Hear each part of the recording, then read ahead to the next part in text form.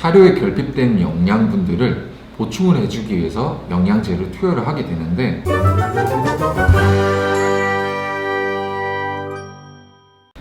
안녕하세요. 범어동물의료센터 내과수의사 박준석입니다. 오늘은 지난번 사료 내용에 이어서 영양제와 보조제 요거에 대한 내용을 한번 다뤄볼 건데, 영양제와 보조제 요거에 대해서 얼마나 알고 계신지 한번 다뤄보도록 하겠습니다.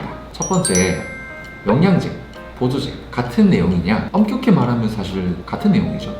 영양제라고 하는 거는 우리 아이들이 이제 부족한 영양소에 대해서 추가적으로 공급을 해주고 싶을 때 이거를 별도의 제품을 이용해서 공급을 해준다라는 거고, 보조제라는 거는 보통은 치료를 할 때 많이 사용을 하게 되는데, 가장 대표적으로 뭐 신장 보조제, 심장 보조제 이런 대표적인 것들도 엄격히 말하면 다 영양분이에요. 그래서 영양제랑 보조제는 큰 맥락에서는 둘 다 동일한 내용이다라고 보시면 될 것 같습니다.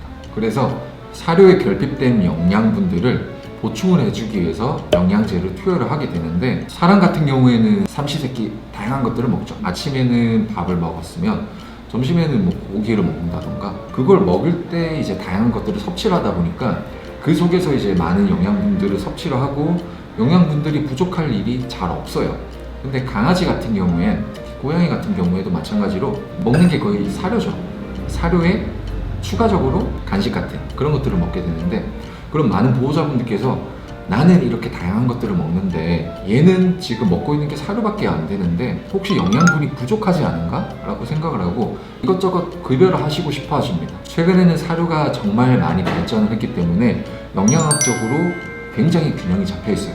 그래서 이 균형 잡힌 사료를 충분히 아이가 잘 먹고 있다라고 하면 영양적으로 크게 부족할 일들은 없어서 영양제를 별도로 공부를 하실 필요는 없습니다.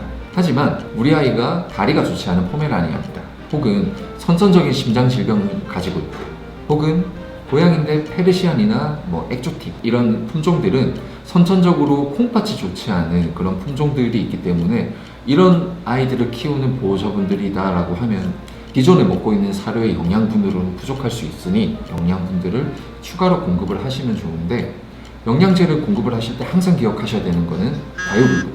절대 많은 양을 먹어서 좋을 건 없어요.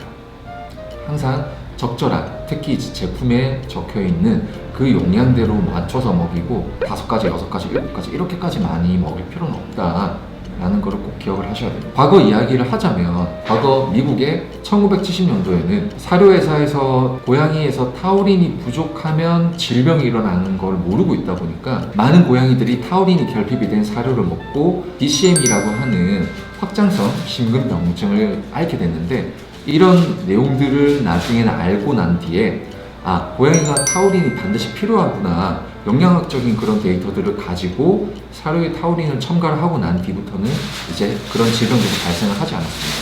2000년대 넘어오면서부터는 정말 다양한 사료 회사들이 생기고 정말 다양한 연구들이 이루어지다 보니까 좀 더 이 사료가 영양학적으로 균형이 많이 잡혀 있습니다. 그래서 사료만 먹어도 크게 영양학적인 결핍이 일어나지 않기 때문에 너무 걱정하실 필요는 없어요. 다만 우리 아이가 선천적인 질병을 앓고 있거나 후천적으로 나이가 들어서 노령성 질병을 앓고 있다라고 하면 사료에 들어가 있는 영양분 외적으로 다른 것들을 공급을 해주시는 건 필요하지만 적당한 양으로만 주시면 됩니다. 조금 전에 제가 말씀드린 내용이랑 같은 내용인데, 영양제는 많이 먹을수록 좋은 건지 아니면 적절하게 먹는 것만 좋은 건지 요거에 대한 답인데, 제가 앞서 말씀드린 것처럼 영양제는 적절한 영양으로만 먹는 게 좋습니다. 어떤 한 프로에서 혼자 사는 연예인인데 인스턴트 음식을 막 먹어요. 밥은 막 라면도 끓여 먹고 정말 이제 막 몸에 안 좋은 것들을 이제 막 먹는데, 몸에 안 좋아진다라는 걸 아신 건지 비타민 또 다른 제품, 칼슘, 아연 막 정말 영양제를 한 10가지 이상 먹으시더라고요.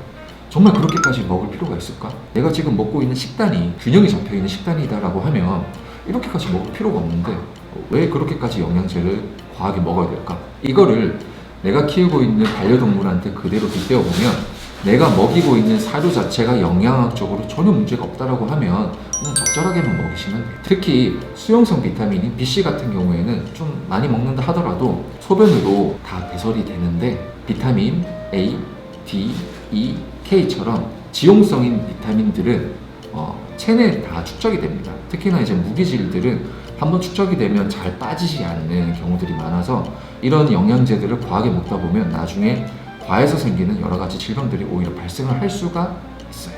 그런데 피부가 안 좋은 아이를 키우는 보호자 입장에서는 피부 영양제를 좀 이것저것 먹이고 싶어 하십니다. 실제로 병원에 오시는 보호자분들이랑 이제 이야기를 해보면 이것도 먹이고 있고 저것도 먹이고 있고 근데 이것도 먹어도 되는지를 물어보시는 보호자분들이 많아요. 특히 이제 피부 쪽에서 더 많은 것 같은데 피부는 알고 계셔야 되는 게 영양제에 들어있는 이런 첨가제만으로도 아이가 알러지 반응이 일어날 수 있다 보니까 이 첨가제가 들어가 있는 영양제가 정말 우리 아이한테 맞는 영양제인지는 테스트를 해봐야 돼요.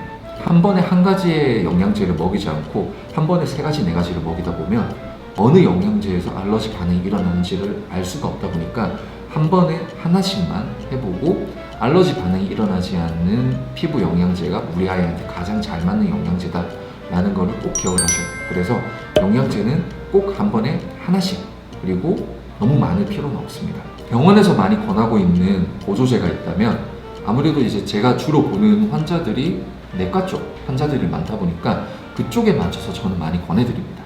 뭐 신부전, 신장이 좋지 않은 고양이나 강아지들 같은 경우엔 제가 대표적으로 추천해드리는 보조제가 아조딜, 레날, 레나 어드밴스드, 거기에 크레메진, 미날 이런 것들이 있고, 심장이 안 좋은 아이들은 헤파카디오, 췌장이 안 좋은 아이들은 또 췌장에 맞는 또 이제 라이펙스 같은 보조제들이 있는데, 이런 보조제들은 이제 병원에서도 판매를 하지만 인터넷으로도 구입을 하실 수 있는 그런 보조제다 보니까 병원에 오셔서 진단을 받으시고 우리 아이한테 가장 적절한 보조제를 처방을 받으시거나 아니면 상담을 통해서 구입을 하셔서 이렇게 먹이시면 됩니다. 그런데 특히 신장 보조제에 있어서 이것저것 여러 가지를 섞어서 먹이시는 보호자분들이 많이 계세요. 특히 아조딜이라는 것도 먹이고, 최근에 이제 아조딜보다 조금 더 좋다라고 하는 로티백, 거기다가 레날, 레나 어드밴스드 여러 가지를 짬뽕해서 먹이시는 보호자분들이 계신데, 이 네 가지는 어떻게 보면 좀 비슷한 성격을 가지고 있어요.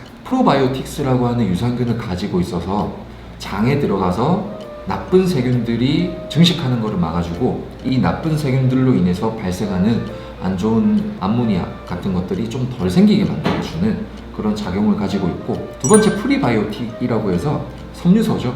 섬유소가 장 내에 있는 나쁜 노폐물들을 흡착을 시켜서 얘네들이 대사가 되지 않고 그대로 몸 밖으로 배설이 일어날 수 있도록 도와주는 이런 작용들을 하는데, 아조딜, 로티백, 루빈, 레날 어드밴스드 이런 대표적인 보조제들은 약간 비슷한 성격을 가지고 있다 보니까 그 중에서 한 가지를 골라서 먹이시면 돼요. 이거 외에도 신장 보조제는 먹일 게 상당히 많잖아요. 크레메진도 있고, 이파키틴, 알마겔 같은 인흡착제도 있고, 루비날, 신장의 섬유화를 막아준다라고 하는 이런 보조제도 있는데, 이런 보조제를 막 쌓아두고 아이가 약도 먹어야 되고 수액도 맞아야 되고 보조제도 먹어야 되고 하다 보면 보호자분도 지치시고 아이도 지칩니다. 그래서 보조제는 앞서 말씀드린 것처럼 그냥 적절한 용량으로 적절한 시점에 먹이시면 돼요. 그러면 보조제를 언제 먹이나? 대부분의 보조제들은 병원에서 구입을 하시거나 인터넷으로 구입을 하실 때 포장 용기에 다 적혀 있죠. 식후 몇 알, 아니면 몇 킬로까지는 몇 알, 이렇게 용량이 다 적혀 있습니다. 그래서 거기 표시되어 있는 용량대로 그대로 먹이시면 돼요. 단, 이 용량을 먹였을 때 아이가 구토를 한다거나 설사를 한다거나 다른 부작용들이 일어난다고 하면 지금 이 보조제를 먹이는 게 어떠한 질병인지에 대한 진단을 받은 그 병원의 수의사 선생님과 꼭 상담을 통해서 우리 아이가 이 보조제를 먹고 있는데 이런 부작용들이 일어나더라.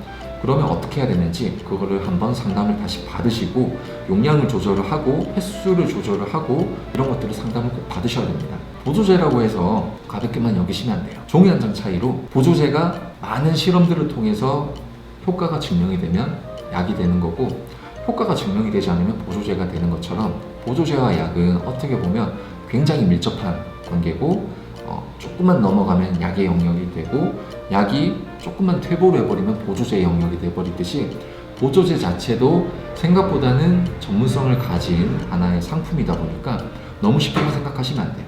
자, 오늘 보조제에 대한 많은 내용들을 이야기를 했는데 영양제, 보조제 항상 과유불급이다라는 것을 꼭 기억을 하시고 질병이 있는 상태에서 먹이는 보조제는 담당 선생님과 꼭 상담을 받으시길 바랍니다. 오늘 내용이 도움이 되셨다면 좋아요와 구독 부탁드리겠습니다. 감사합니다.